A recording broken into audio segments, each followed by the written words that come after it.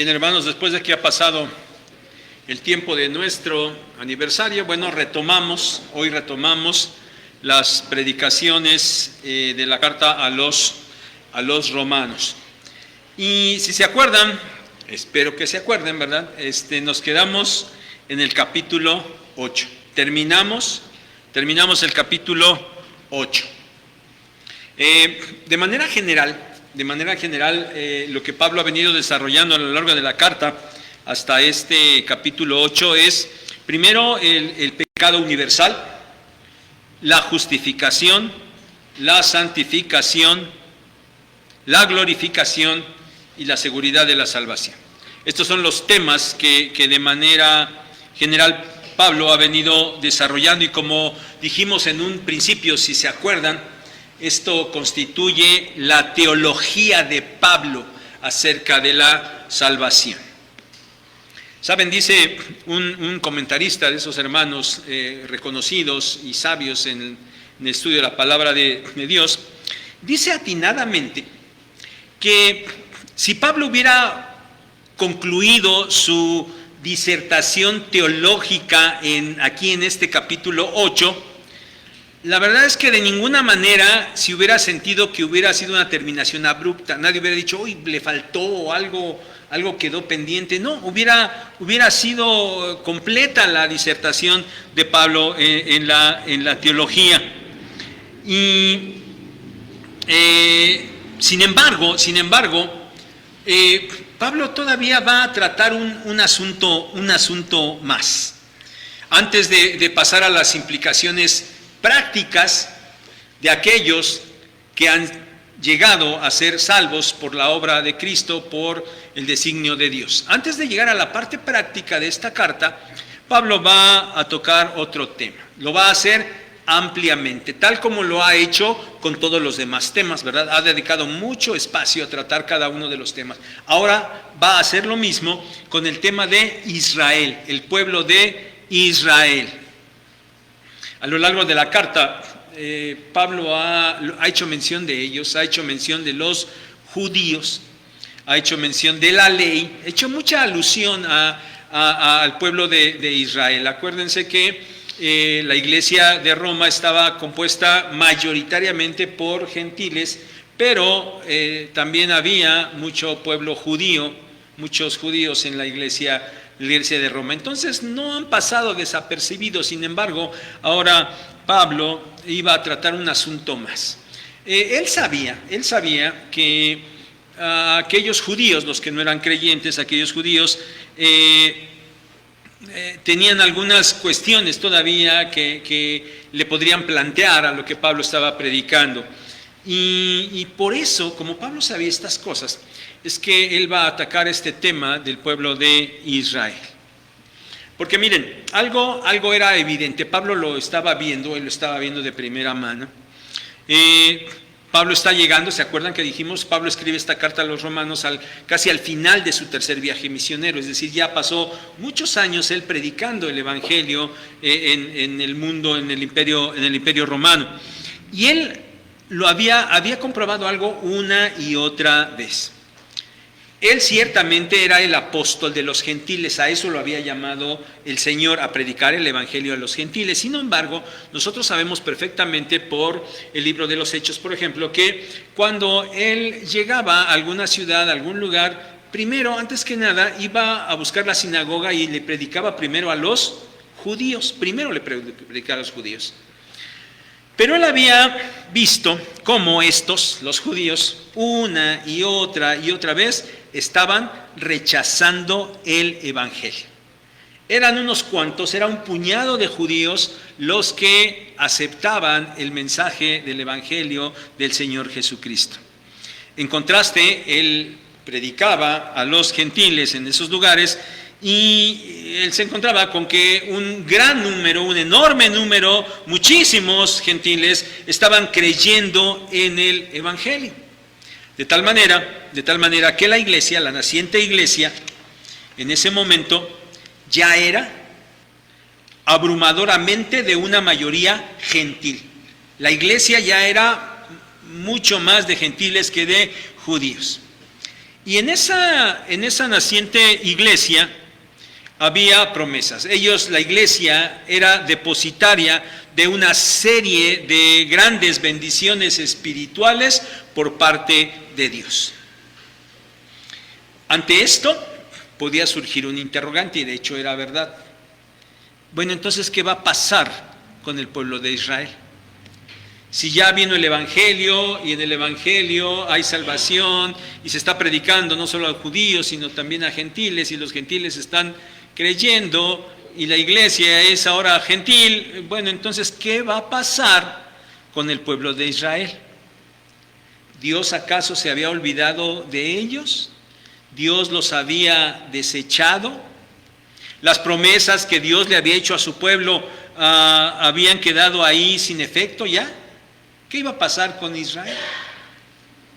Bueno, Pablo se va a encargar de atender este asunto en los capítulos 9, 10 y 11 de la carta a los Romanos. Vamos a dedicar cuatro predicaciones a estos tres capítulos. Iniciamos hoy con el capítulo 9, versículos 1 al 29, que acaban de leer ustedes. Y como siempre, hermanos, hay que hacer notar que la porción es muy extensa, ¿verdad? Pudiéramos tomar porciones más pequeñas, pero a lo mejor iríamos apenas por el capítulo 3, ¿verdad? En vez de ir en el capítulo 9. Entonces, por eso estamos tomando porciones un poco extensas. Otra vez tenemos una porción extensa, y aunque vamos ciertamente a considerar toda la porción, vamos a considerar todos los versículos, bueno, no vamos a profundizar mucho, es muy amplio, necesitaríamos muchísimo tiempo. Solo vamos a puntualizar algunos aspectos importantes de este capítulo 9, versos 1 al 29. Quiero hacerles notar también que aunque el tema es acerca de Israel, y más que de Israel, vamos a darnos cuenta que tiene que ver con el obrar de Dios. ¿Cómo es que Dios está actuando? ¿Cómo Dios en este caso está actuando con su pueblo, con Israel? Es decir, a pesar de que el tema es Israel, el centro no es Israel, sino el centro es el actuar de Dios, es Dios mismo. ¿Cómo está actuando Dios? Y otra cosa que también debemos notar es que vamos a encontrarnos aquí, no es exhaustivo lo que Pablo desarrolla en este tema, en esta porción, pero sí es una parte donde, aunado a otros pasajes de la Escritura, se queda clara la doctrina de la elección. Es un tema profundo, un tema teológico profundo, que a lo largo del tiempo ha causado inquietud en el pueblo cristiano, este tema de la elección. Pero es un asunto que está claramente plasmado en la Escritura, y aunque ciertamente causa inquietud y a veces nuestras mentes pequeñas, finitas, no alcanzan a comprender todas las profundidades de Dios en este tema, bueno, eso no significa que entonces habría que desecharlas de ninguna manera. Están ahí plasmadas y nosotros debemos creerlas, debemos tomarlas, debemos aceptarlas y debemos hacerlo con toda humildad. Vamos pues a considerar el pasaje que ya hemos leído. Versículos 1 al 3, ya no lo voy a leer, ya lo leyeron ustedes. Versículos 1 al 3, como ya señalamos, Pablo estaba siendo testigo del rechazo del Evangelio por parte de los judíos. Y dado que él le predicaba a los gentiles, y los gentiles estaban recibiendo el Evangelio, y Pablo estaba fundando iglesias, y la mayoría de esas iglesias, los creyentes de esas iglesias eran mayoritariamente gentiles. Entonces ahora parece que los judíos, que de por sí ya atacaban mucho a Pablo por estar predicando el Evangelio, ellos creían que ya se había olvidado de la ley, que se había olvidado de Moisés, se había olvidado de todo esto. Ahora, aunado a lo que estaba produciéndose por la predicación del Evangelio, bueno, también probablemente lo estaban acusando de que entonces ahora ya su pueblo, Israel, no significaba nada para él. Él era judío. Pablo, tú eres judío, pero vas y le predicas a los gentiles y estás ahí con ellos y haces fundas iglesias y ahí están puros gentiles. Tú ya no quieres. ¿Qué pasó? Ya tienes en poco al pueblo de Israel. Parece que esa era la acusación. Sin embargo, nada más alejado de la realidad. Pablo no lo hacía de ninguna manera. Porque nosotros vemos en estos 3 primeros versículos del capítulo 9 el sentir de Pablo. Pablo deja un manifiesto dolor, un gran dolor que él siente en su corazón. Él declara allí que tanto el Señor Jesucristo como el Espíritu Santo son testigos del sentir que él tiene. Él tiene tanto dolor por sus compatriotas. Ahí nuestra Biblia dice, mis parientes según la carne. ¿Sí? No, esta frase, mis parientes según la carne, está haciendo alusión más bien a sus compatriotas, a todo el pueblo de Israel. No está hablando de sus padres, hermanos, primos, o sea, no está hablando de su familia, está hablando de todo el pueblo de Israel. A ellos se refiere como mis parientes según la carne. Él tiene gran dolor por sus compatriotas, que él llega al punto, y nada más consideren esto, hermanos, llega al punto de decir que él mismo desearía ser anatema, es decir, desearía estar separado de Cristo, que fuera maldecido por el Señor. A ese grado, o sea, él quisiera llegar a ese punto con tal de que su pueblo Israel, de que la nación de Israel llegara a ser salva. Él dice, tengo tanto amor por ellos. Obviamente por todo el contexto y por lo que va a decir y explicar en los siguientes capítulos, evidentemente él quería que Israel fuera salvo, que la predicación del evangelio la tomaran y fueran salvos. Y como no estaba pasando, dice, yo tengo mucho dolor por eso. Yo quisiera ser anatema, ser maldecido por Dios. Yo quisiera ser separado de Cristo con tal de que ellos fueran salvos. Hermanos, yo quiero que tomen en cuenta este sentir. Seguramente que todos ustedes tienen familia y familia muy cercana que no son cristianos. Y seguramente que ustedes los aman mucho a ellos. Ustedes estarían dispuestos a decir, bueno, yo que me condene, pero que él sea salvo. ¿Ustedes estarían dispuestos a decir eso? Ahora imaginen el amor de Pablo. Él estaba diciendo eso. No importa que a mí el Señor me condene con tal de que todo Israel sea salvo. Bueno, eso no iba a pasar, ¿verdad? Por varias cosas. El Señor ya le había otorgado la salvación a Pablo y no se le iba a quitar de ninguna manera, ¿verdad?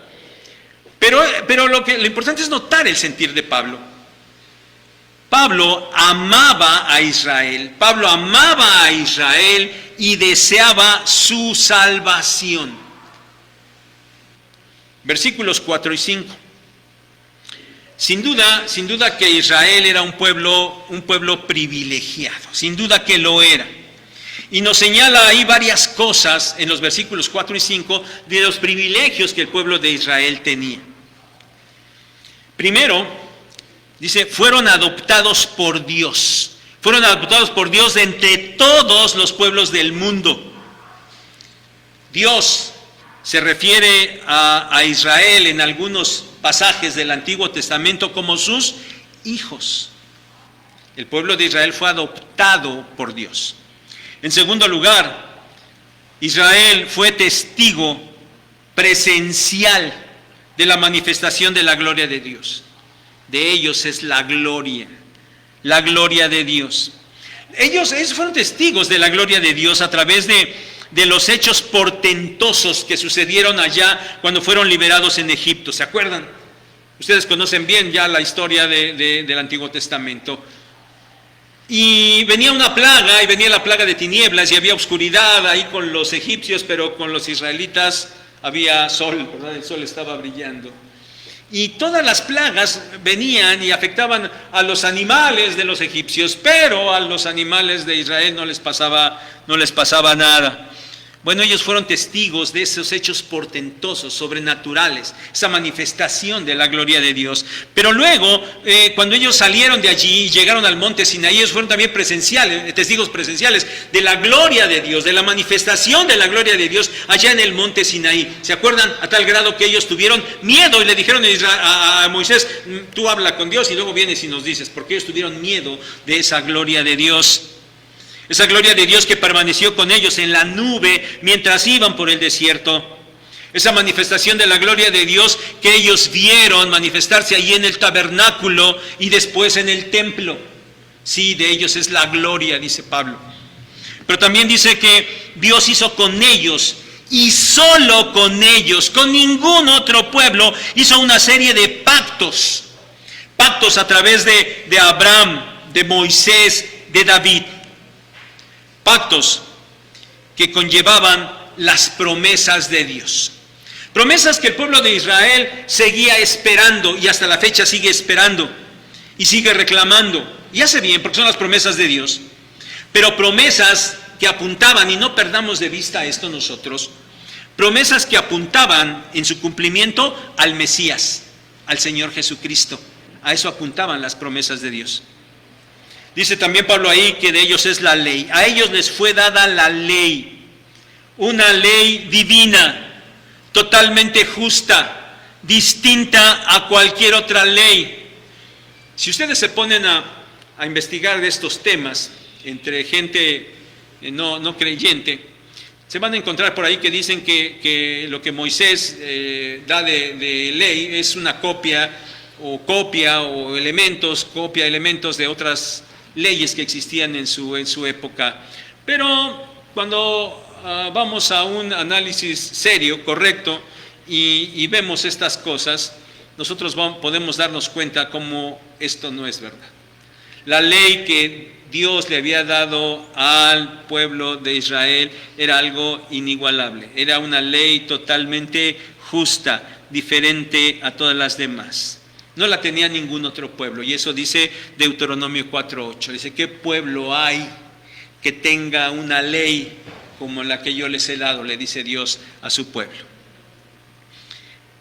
Pero también Pablo les dice que Israel tiene privilegios porque en esa ley, dice, de ellos es el culto también, el culto.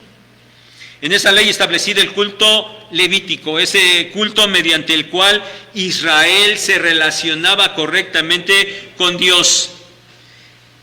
Un culto que, aunque ellos no lo entendieron nunca y siguen sin entenderlo, es un culto que apuntaba también al Señor Jesucristo. Todos los sacrificios y todo lo que el culto establecía apuntaban al Señor Jesucristo. El libro de Hebreos es una aplicación correcta de ese culto levítico. Pero por otro lado también le sigue diciendo Pablo que de ellos eran las promesas.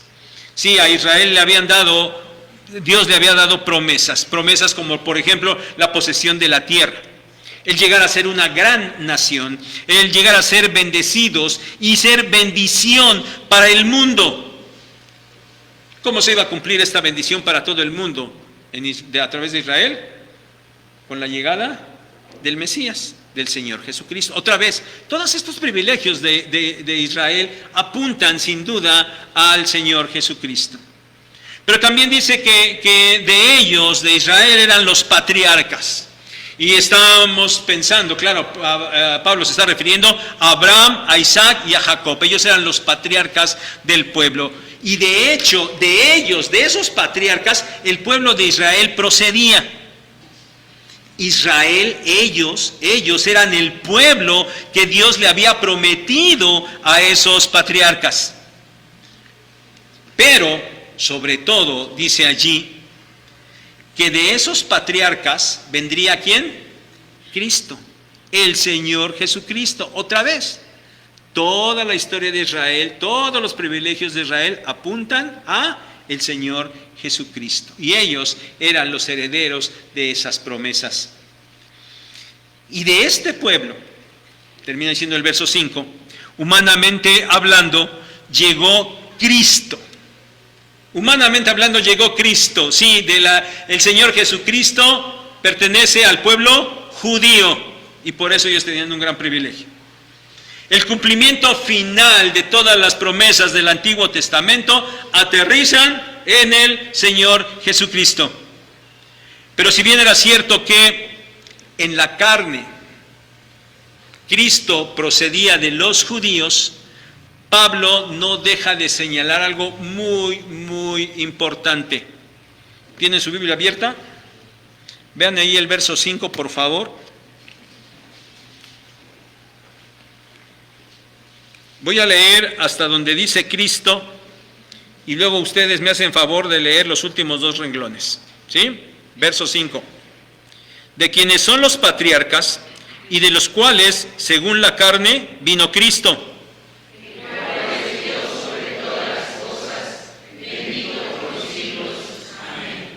Según la carne de los judíos vino el Señor Jesucristo. ¿Pero Jesucristo es quién?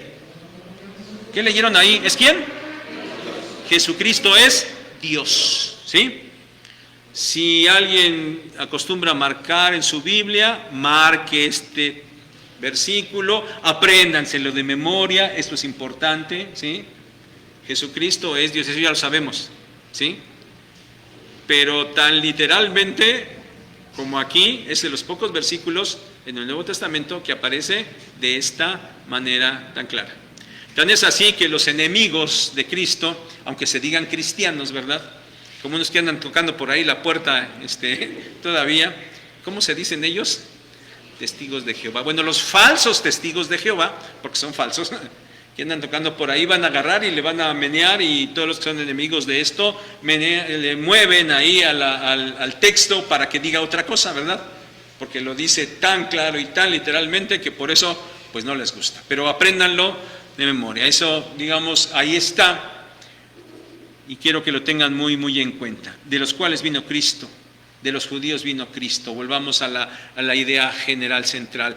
Es decir, Israel efectivamente tenía muchos, muchos privilegios. Y tan grandes privilegios, ¿Dios se había olvidado de todo eso? ¿Dios se había olvidado de ellos? Versículos 6 al 9.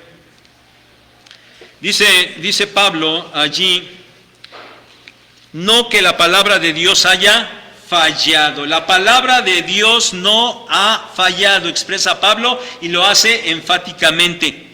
Miren, al decir la palabra de Dios, Pablo se está refiriendo obviamente a todas las escrituras a las que nosotros llamamos el Antiguo Testamento. Él se está refiriendo a esa parte.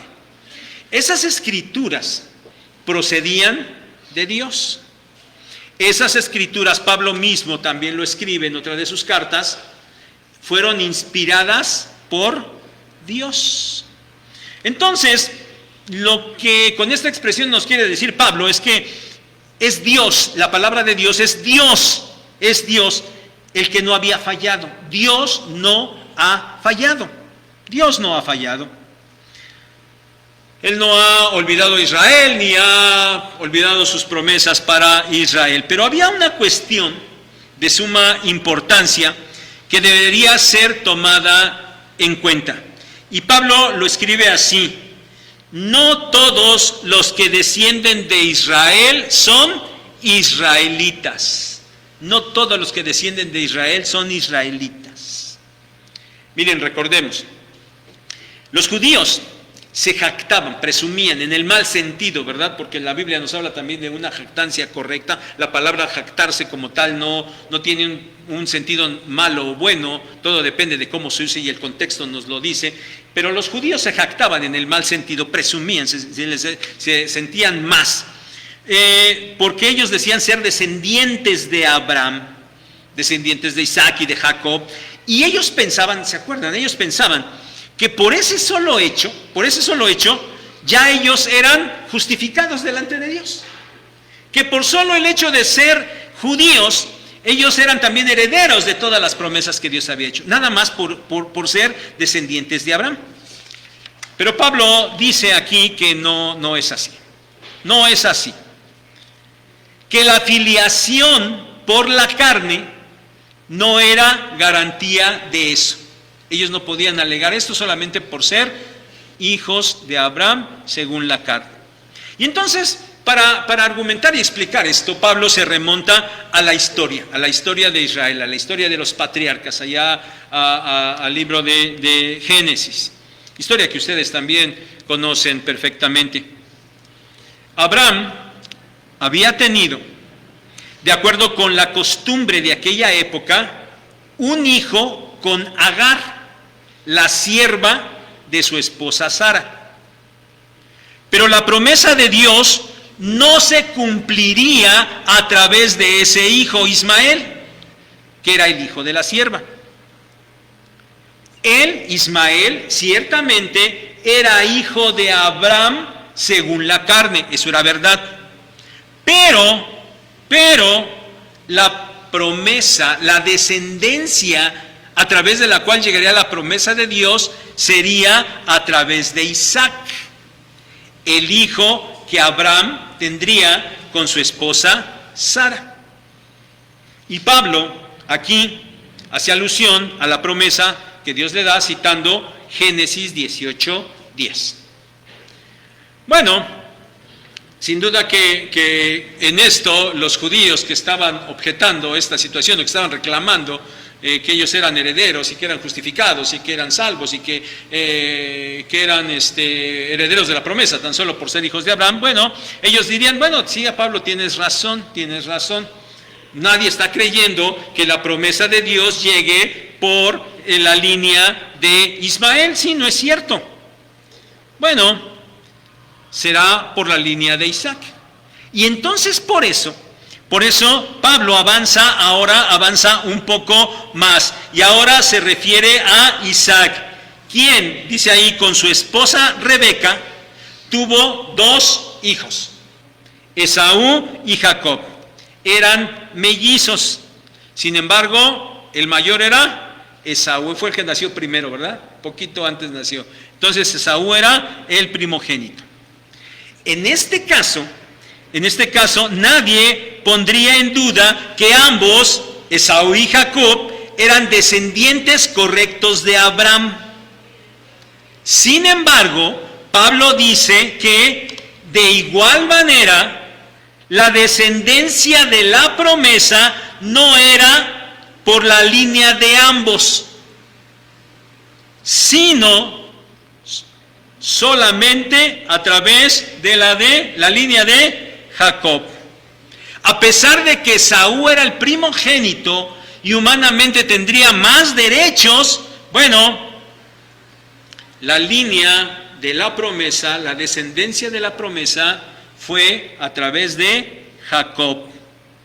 Porque ¿qué dice ahí? Dios había elegido, no se olviden de esto, Dios eligió a Jacob. Y siguiendo el texto de Génesis, Pablo argumenta que lo había elegido desde antes que esos niños hubieran nacido, desde antes. Es decir, ellos no habían nacido, ellos todavía no hacían nada bueno ni nada malo, y sin embargo, Dios ya había elegido a Jacob. Es decir, la promesa no se otorgaría con base en lo que ellos hicieran, no se otorgaría con base en sus obras, sino con base en el, dice ahí, propósito de Dios, el cual iba a permanecer firme, ese propósito iba a permanecer firme por la elección que Dios había hecho. Dios eligió a Jacob, el menor, en lugar de a Esaú, el primogénito. Miren, para no dedicar más tiempo en este momento, porque ya nos iríamos mucho más tarde, pero les prometo que el viernes les explico, a lo mejor no termina siendo no una reflexión el viernes, sino una pequeña clase, pero bueno, no importa, el viernes por ahí les pongo, como lo hacemos cada viernes, la explicación de esto de el mayor servirá al menor, y lo de a Jacob amé, mas a Esaú aborrecí. El viernes se los explico, por favor, ¿sí? Para que no dediquemos más tiempo en este momento. Lo que sí quiero, hermanos, porque no quiero desviar la atención, por el momento, lo que es importante puntualizar, lo que quiero que se lleven, es que las promesas de Dios eran para los verdaderos israelitas. No, y esos verdaderos israelitas eran no los que eran descendientes de Abraham según la carne, sino los que lo eran por la elección de Dios. Para ellos era la promesa. Ellos eran los verdaderos israelitas. Ellos eran los verdaderos hijos de Dios. Hermanos, quiero que tomen muy en cuenta esto. Dios es soberano. Dios es soberano.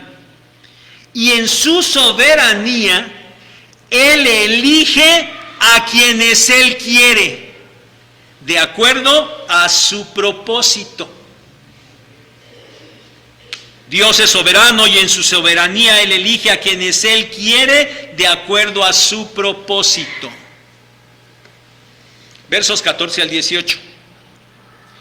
Acuérdense que hemos hecho notar cómo a través de lo largo de la carta a los romanos, Pablo utiliza una figura literaria como si alguien estuviera hablando con él y le estuviera objetando y le estuviera preguntando, y Pablo le está respondiendo, porque ya Pablo sabía las objeciones que algún judío le estuviera poniendo, ¿verdad? Bueno, esta figura la sigue utilizando también por aquí Pablo.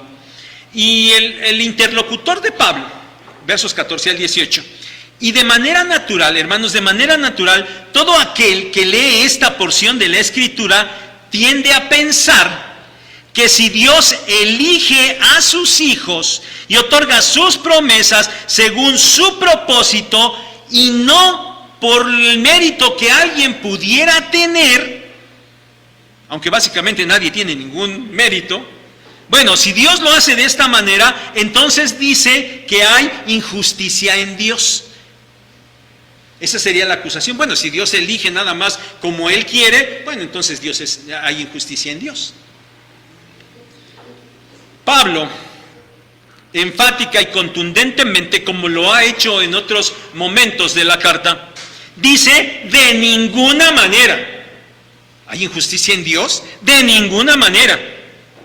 Y a continuación él presenta su argumentación que está basada en la naturaleza de Dios, en los atributos de Dios. En este caso sería en su misericordia. Y Pablo nuevamente se remonta a la historia de Israel allá en el Antiguo Testamento y cita las palabras de Dios a Moisés allá en Éxodo 33, 19. Tendré misericordia del que yo tenga misericordia, y me compadeceré del que yo me compadezca. Estas palabras, ¿se acuerdan? Fueron dichas por Dios después de que el pueblo de Israel, allá al pie del Sinaí, había fabricado y adorado al becerro de oro. ¿Se acuerdan? Y por tanto, ellos merecían la destrucción. Está Moisés allá con Dios recibiendo las tablas de la ley, los 10 mandamientos, y le dice: baja, porque tu pueblo ya se fue por otro lado. Y han adorado y y los voy a destruir, Dios le dijo a Moisés, y los voy a destruir. Y los voy a desaparecer de la faz de la tierra. Y de ti, le dijo a Moisés, ¿se acuerdan? ¿Sí se acuerdan de la historia? Y de ti voy a levantar un nuevo pueblo. Y Moisés intercede por ese pueblo pecador. Y aunque ciertamente Dios destruyó a muchos del pueblo de Israel en ese momento por causa de esa tremenda idolatría, bueno, la verdad es que Él también perdonó a muchos otros. Todos, y esto es básico, todos absolutamente todos, merecían la muerte. Ese pueblo de Israel recién salido de Egipto merecía ser erradicado de la faz de la tierra, pero Dios tuvo misericordia. Dios tuvo misericordia. Antes de estas palabras que Pablo cita aquí en Romanos, tendré misericordia del que yo tenga misericordia, allá en el libro de Éxodo, Dios inicia esas palabras así, dice: proclamaré el nombre de Jehová delante de ti, le dice a Moisés. Esto de proclamar su nombre es decir, te voy a decir quién soy yo, te voy a declarar lo que yo soy. Y entonces le dice: tendré misericordia del que quiera tener misericordia. Es decir, Dios se da a conocer, porque así lo es, como un Dios de misericordia. Pero ahora, ¿cómo es que la misericordia no elimina la justicia? ¿Cómo es cuando Dios aplica misericordia, deja de aplicar justicia? ¿O sigue aplicando justicia? ¿Cómo es posible? Miren, Dios es un Dios infinitamente perfecto. Y todos sus atributos se manifiestan perfectamente, todos, sin menoscabo de uno por otro. Dios no es más amoroso que justo, o no es más misericordioso que justo, no. Dios obra de manera perfectamente justa y al mismo tiempo obra de manera perfectamente misericordiosa. ¿Cómo es esto? Bueno, para que sientan tranquilidad, como ya la sentí hace muchos años, porque también, ¿cómo? No sabemos, ya, para que no se preocupen. No sabemos. No sabemos cómo es que esos atributos de Dios se pueden manifestar tan perfectamente, equilibradamente, sin que deje de ser uno por ser el otro. No puede ser. Dios obra de esa manera. Y Dios obra de manera perfectamente justa y al mismo tiempo de manera perfectamente misericordiosa. Y aunque nosotros no lo podamos entender, esto es una verdad. Dios no nos lo ha revelado cómo es que actúa así, pero nos dice ahí en su palabra que así es. Él es misericordioso y justo y perfecto en ambas cosas. Y esta verdad, hermanos, que aunque nosotros no podamos entenderla plenamente, debemos creerla y debemos aceptarla, porque Dios nos la ha revelado ahí en su palabra. Enseguida de esto, dice Pablo que no depende del que quiere ni del que corre. No depende del que quiere ni del que corre. Bueno, ¿qué significa esto? Bueno, conforme obviamente tenemos que irnos con la línea que Pablo viene desarrollando, la línea de pensamiento que Pablo viene diciendo. Y esto significa que la elección de Dios no depende de méritos humanos. La elección de Dios depende de su misericordia. Y sigue Pablo haciendo uso de la historia del Antiguo Testamento y ahora pone de ejemplo a Faraón, a quien Dios le dijo que fue levantado para mostrar su poder, el poder de Dios. Dice: yo te levanté, Faraón, para mostrar en ti mi poder, dice Dios, y para que mi nombre, dice Dios, fuera anunciado en toda la tierra. Para eso fue levantado Faraón. Ahora, si nosotros vamos a la historia, nosotros nos podemos dar cuenta que Faraón tuvo la oportunidad de reconocer y de obedecer a Dios, pero no quiso. Inclusive tuvo el atrevimiento de cuestionar a Dios mismo, preguntando quién era él. ¿Se acuerdan? Llegó Moisés ya acompañado de su hermano Aarón y dijo: deja ir a mi pueblo. Dios dice, Jehová dice, deja ir a mi pueblo. ¿Qué dijo la primera vez ese Faraón? ¿Y quién es Jehová? ¿Quién es ese Jehová para que yo deje ir al pueblo de Israel? Qué atrevimiento el de Faraón. Pero luego, además de esto, nos dice ahí el libro de Éxodo que cuando empezaron a venir las plagas, y no lo vayan a buscar ahorita, por favor, ¿sí? Cuando lleguen a su casa lo checan, si es que no se habían dado cuenta de este detalle, ¿verdad? Cuando empieza con las plagas, dice ahí que llegaba la primera plaga y la segunda, y dice que Faraón no quería dejar ir a Israel. Y dice, y Faraón endureció su corazón. Faraón endureció su corazón. Pero cuando lean al ratito allá en su casa, van a notar que después en las siguientes plagas ya dice que fue Dios el que endureció el corazón de Faraón. Es decir, Faraón tuvo su oportunidad, pero debido a su propia dureza, a su propio rechazo, en respuesta a eso, Dios actúa en contra de Faraón.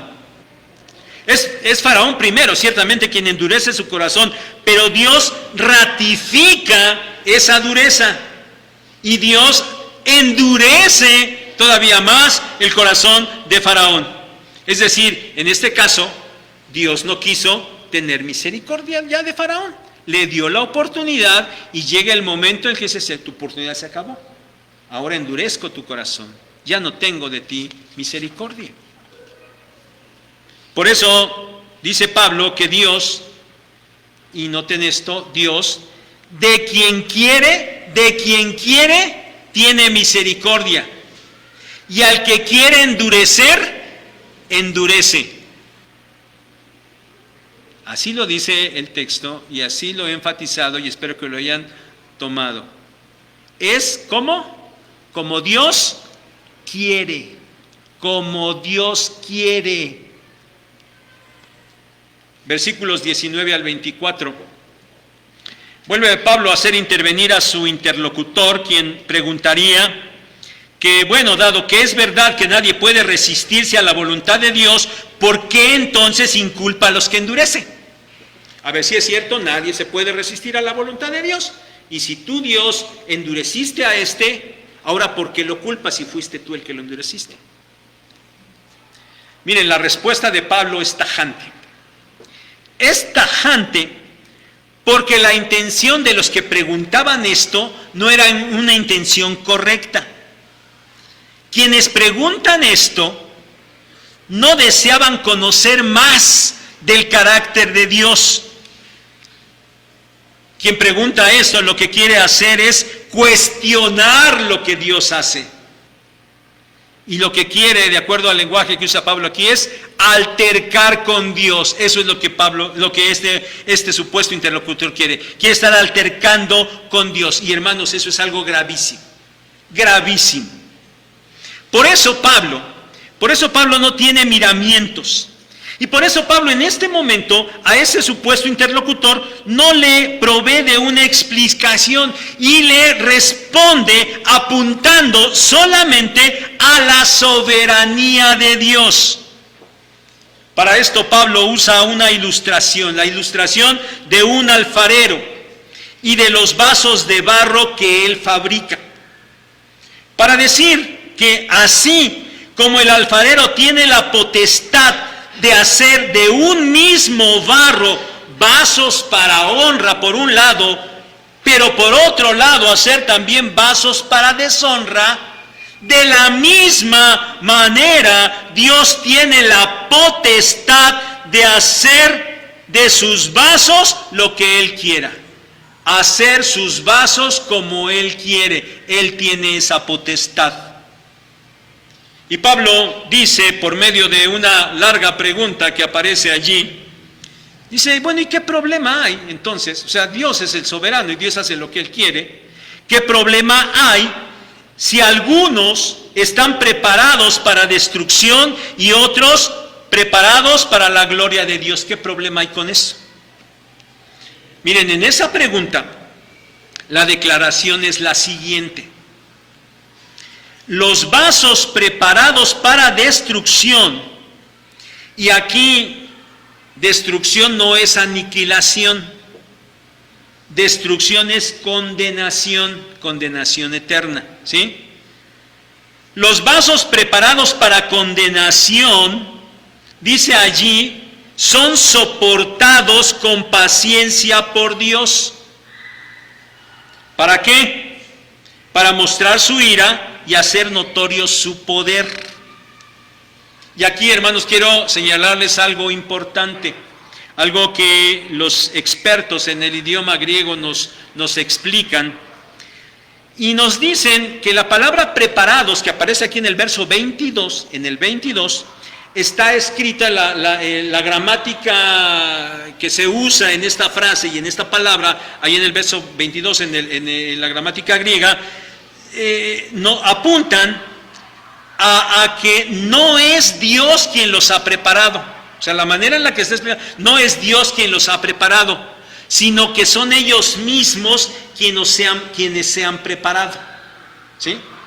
Los vasos preparados para condenación no los prepara Dios, son ellos mismos quienes se han preparado para esa condenación, como el caso de Faraón, condenación debida a su rechazo de Dios.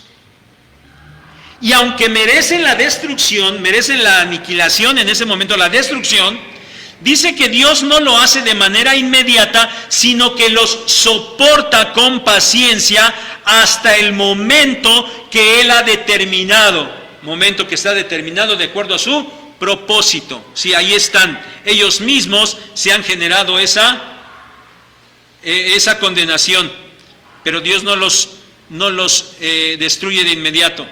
Tiene paciencia, porque va a mostrar en ellos su poder, de acuerdo a su propósito. Hermanos, aquí tomen en cuenta, Dios no elige para condenación. Dios no elige para condenación. La condenación es la condición en la que el hombre se encuentra debido a su propia injusticia. Ahora, en el caso contrario, están los vasos de misericordia, en los que Dios hace notorias las riquezas de su gloria. También dice vasos preparados para, ¿sí? Pero noten ahí cómo dice, preparados, ¿por quién? Por Dios. Ahora sí dice, ¿sí? Preparados por Dios. Es decir, Dios a esos vasos los eligió de antemano. De estos Él quiso tener misericordia. Dios sí elige para salvación. Ahora unamos las dos ideas. Dios no elige para condenación. Esa es la condición natural de los seres humanos. Pero Dios sí elige, Él mismo prepara para salvación.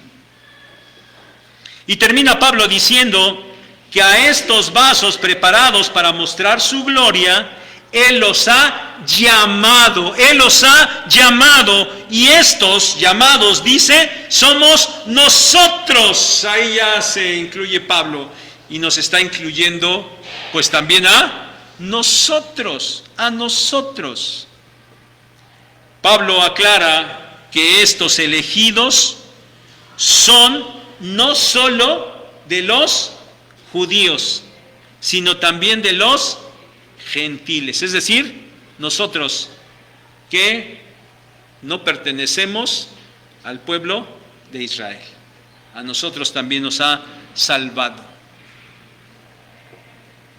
Versos 25 al 29, ya solamente un breve comentario general. En estos versículos Pablo termina con una serie de citas del Antiguo Testamento, donde él le está demostrando a los judíos cómo las Escrituras habían señalado, ya desde las Escrituras del Antiguo Testamento, se había señalado que Israel de por sí era un pueblo pecador, era un pueblo que aunque conocía a Dios y tenía la ley de Dios y tenía las promesas de Dios y tenían todos esos privilegios y los pactos y todo eso que vimos al principio, de todas maneras Israel era un pueblo desobediente y llegó a ser un pueblo idólatra. Y sin embargo, dicen estos versículos, estas citas del Antiguo Testamento, que Dios tuvo misericordia de ellos. Y no los destruyó a todos, sino que se reservó a un remanente, a los que salvaría. Es decir, Pablo les está diciendo, a ver, ustedes están pensando por un lado, pero vean las Escrituras, ustedes lo tienen ahí desde años atrás, pero ustedes no lo están entendiendo. Dios los ha hecho a un lado de ninguna manera, porque en este tiempo está salvando a judíos. Les está dando esa salvación, les está dando esas bendiciones espirituales. ¿Se las está dando a todos? No. ¿Por ser descendientes? ¿Las tienen solamente por ser descendientes de Abraham? No. Aquellos a los que Dios ha elegido. En resumen, hermanos, ¿Dios se había olvidado de su pueblo Israel? ¿Dios lo había desechado? ¿Dios había anulado sus promesas por lo que estaba sucediendo ya en este tiempo después de la llegada y la partida de nuestro Señor Jesucristo? Esta es la pregunta. ¿Qué pasa? ¿Qué pasa con Israel? ¿O qué va a pasar con Israel? Bueno, esta es la pregunta, pero la respuesta no ha concluido, ¿verdad? Porque ya les dije que la respuesta se encuentra en los capítulos 9, 10 y 11. La respuesta todavía no ha concluido.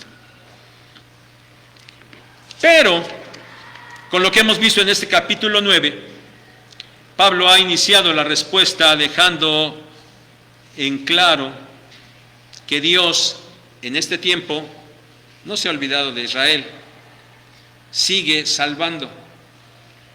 Dios sigue actuando como Él ha querido siempre. Y ese actuar de Dios no es cambiante.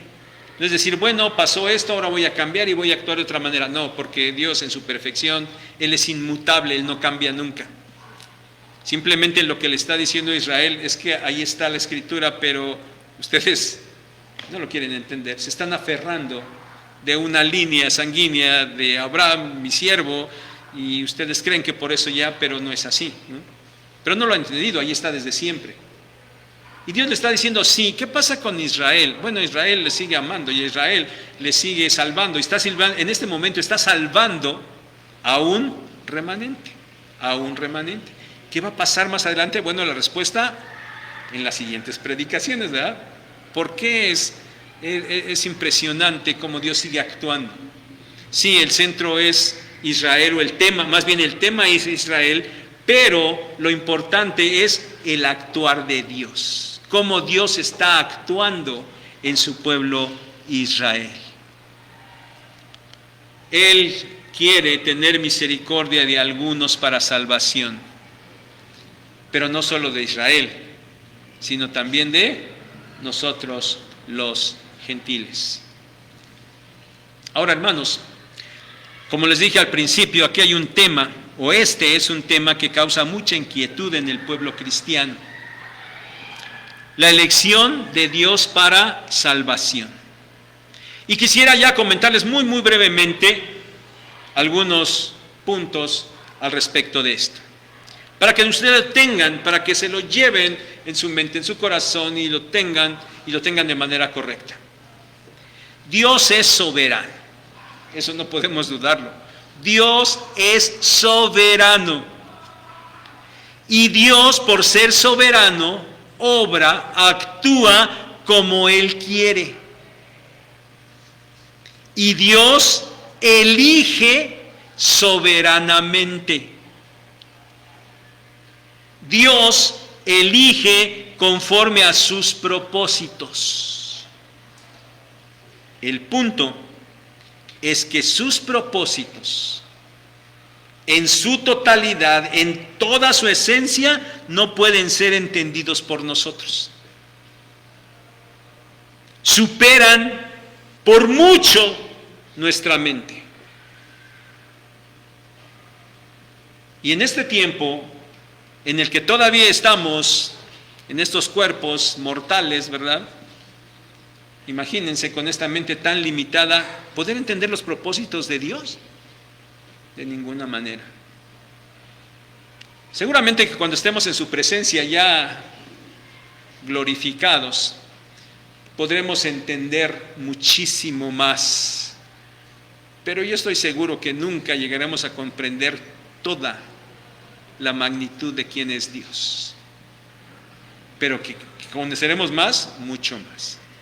Pero mientras estemos aquí, Esos propósitos de Dios por los cuales Él elige, para nosotros pueden ser incomprensibles, y de hecho lo son. Dice Isaías 55:8, porque mis pensamientos no son vuestros pensamientos, ni vuestros caminos mis caminos, dijo Jehová. Y Deuteronomio 29:29 dice, las cosas secretas pertenecen a Jehová nuestro Dios, mas las reveladas son para nosotros. Hay cosas ocultas que nosotros no tenemos ni entendemos. La elección es un acto soberano de Dios que Él hace conforme a sus propósitos. Pero la elección no es de ninguna manera injusta. No es injusta. La elección es misericordia y es gracia. ¿Se acuerdan que ya lo vimos hace un momentito? Pablo no le explica a su interlocutor cómo es que esto es así, porque ya dijimos que aquel interlocutor en su necio corazón lo único que deseaba era altercar con Dios. Pero hay luz al respecto de esto, sí hay luz al respecto de esto, y nosotros tenemos esa luz allí en las Escrituras. El punto, hermanos, es que no hay injusticia en la elección, porque nadie merece la salvación, nadie. Y bueno, ya vamos a hablar entre nosotros, ¿no? No hay injusticia en la elección, porque ninguno de nosotros merece la salvación. Y Pablo lo ha demostrado al principio de la carta. Nadie es justo, todos merecemos la ira de Dios. Entonces, lo que todos merecemos justamente es la condenación. Eso es justicia. O sea, si se va a aplicar justicia, entonces todos merecemos condenación. Sin embargo, Dios ha elegido a algunos para salvación, entre los cuales nos encontramos nosotros. Y podríamos decir, qué bueno. Dios ha elegido a algunos para salvación, entre los cuales nos encontramos nosotros. Los que hemos sido elegidos, estamos en contraste obviamente, y los que no han sido elegidos, no pueden alegar injusticia, porque ellos van a recibir lo que es justo, por eso no pueden alegar injusticia. Pero es decir, bueno, ¿tú qué alegas, no? A ver, ¿tú qué mereces? No, pues ahí está, entonces, ¿qué alegas, no? O sea, no pueden alegar injusticia, porque lo que van a recibir es lo que justamente les corresponde. Por eso la elección es misericordia, es gracia, porque sin merecerlo, Dios justifica a quienes ha elegido de acuerdo en sus propósitos, porque así Él lo ha querido. Dios es soberano y Él hace lo que quiere. Pero la misericordia de Dios no hace a un lado su justicia, su perfecta justicia no queda hecha a un lado. Si Dios dijera, todos justamente merecen la condenación, pero, a ver, bueno, voy a escoger algunos, aquí los tengo, miren, ya, no pasa nada. Hagan de cuenta que ustedes no hicieron nada. Si Dios actuara de esa manera, entonces, claro que habría injusticia, porque el pago de su pecado sería perdonado así, nada más, porque sí. Sin embargo, nosotros sabemos que esto no fue así. El castigo por el pecado de los que hemos sido elegidos, Dios lo ha cobrado. ¿En dónde? En la cruz. Dios cobró el pago de ese pecado en la cruz.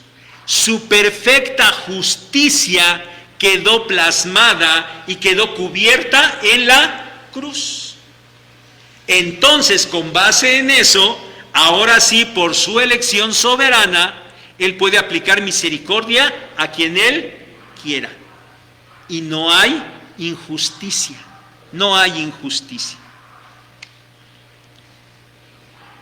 A los que no ha elegido,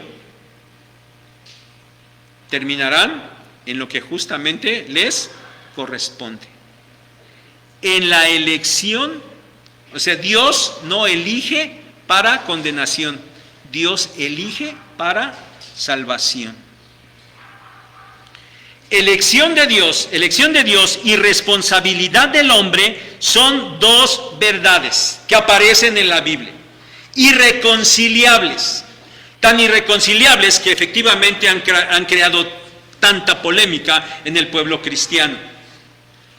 Pero ahí están las dos verdades, y parece a nuestro entender que van corriendo de manera paralela, y que nosotros no podemos entender cómo es que esas líneas se van a cruzar. Y es cierto, nosotros no podemos entenderlo, pero Dios sí lo sabe. Son sus propósitos. Y ahí están, aunque nosotros lo entendamos, ahí están plasmados en la Escritura, y por eso nosotros debemos creerlas. Pero esta elección, hermanos, sin duda no corresponde a un Dios caprichoso, a un Dios arbitrario. Esta elección procede de un Dios justo, de un Dios perfectamente amoroso, de un Dios perfectamente misericordioso, de un Dios perfectamente santo. Y por eso tal elección es perfecta, y por eso nosotros debemos con toda confianza creer, aceptar, confiar en esos designios que Dios ha hecho, aunque nosotros no entendamos el qué o el por qué o el cómo, porque son de acuerdo a sus propósitos. Por eso, mis hermanos, no alterquemos con Dios, porque esto es muy grave, sobre todo en nosotros que somos sus hijos. Nosotros menos que nadie debemos en ningún momento altercar con Dios.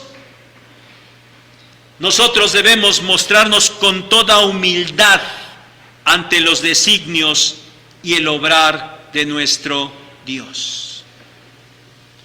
Porque como les dije al principio, sí, yo he oído de aquí de Sinaí a quienes se atreven cuando tratamos este tema de la elección, como que no la quieren aceptar y como que se rebelan a eso.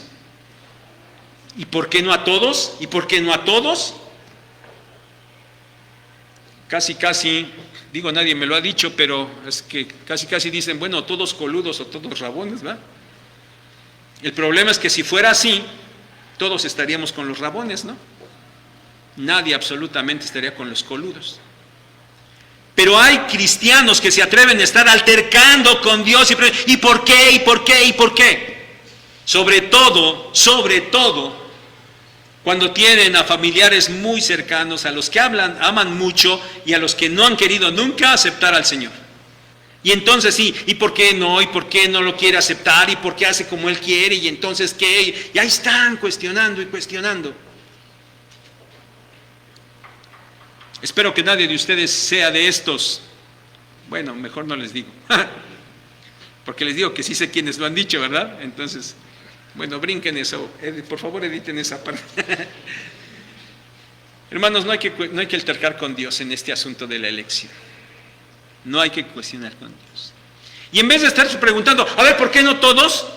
¿Por qué no preguntas mejor, oye, ¿por qué me elegiste a mí? ¿Y por qué no, en vez de que traigas a aquel, por qué no entonces mejor me regresas a mí? A ver, ¿por qué no dicen eso, verdad? El punto, hermanos, no es por qué no aquellos, sino por qué nosotros. Y la verdad es que no vamos a encontrar absolutamente ningún punto que diga, por esto, por lo otro. Porque no merecemos absolutamente nada. Y entonces, mi hermano, no alterques con Dios. Y mejor, con toda humildad, agradécele a Dios. Agradécele a Dios la salvación que te ha dado. Y entrégate a Él. Entrégate a aquel que te ha elegido, a aquel que te ha salvado, y sírvele y obedécele en todo lo que Él te mande.